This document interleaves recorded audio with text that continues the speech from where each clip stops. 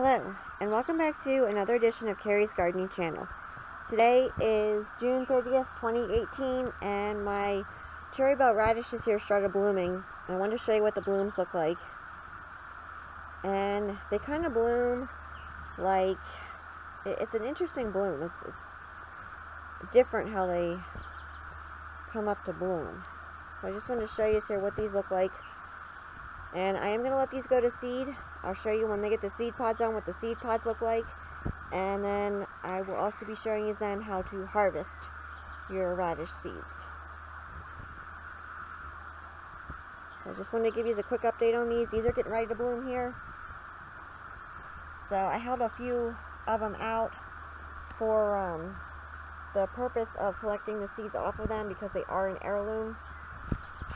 So if you like my video, please like, comment, subscribe. If you have any questions, you can leave them below and I'll try and answer them for you. Please don't forget to hit that little notification button. I'll tell you if I put a new video on.